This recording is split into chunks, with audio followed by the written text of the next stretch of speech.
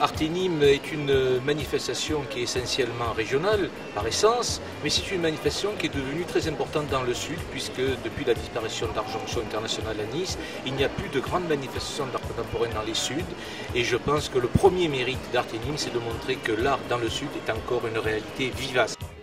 Arténime et le livre d'art a proposé ce samedi 22 septembre une table ronde autour du travail de l'artiste, mais aussi son devenir, posant ainsi les questions essentielles. Être artiste, les règles ont changé. La réussite passe-t-elle forcément par Paris?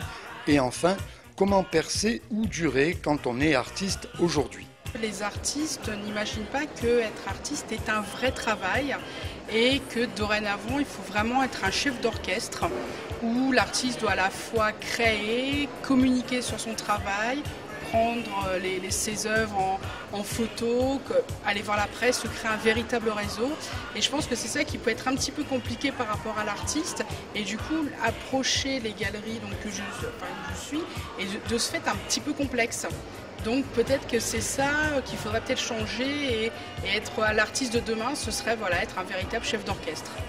Avant tout, c'est beaucoup de travail, beaucoup d'actifs, beaucoup d'imagination en ce qui concerne sa créativité et en même temps beaucoup de pragmatisme pour maîtriser son rapport aux autres, sa communication et son activité.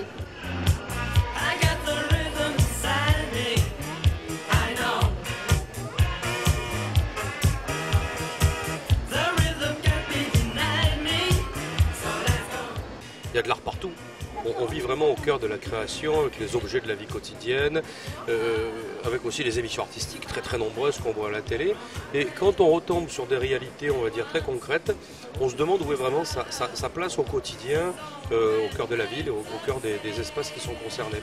Et vraiment, moi je suis très, très frappé de voir aujourd'hui de villes qui se passent vraiment de l'expression artistique, hormis de l'académisme, hormis des grandes expositions très conventionnelles dans les musées, avec des artistes reconnus depuis longtemps, mais comme je dis, très souvent morts, c'est-à-dire disparus, même si on doit célébrer la mémoire artistique, on ne se préoccupe pas assez des jeunes artistes, non pas en âge, mais des gens qui sont contemporains, qui sont vivants, qui sont aujourd'hui, et je trouve que leur place se restreint.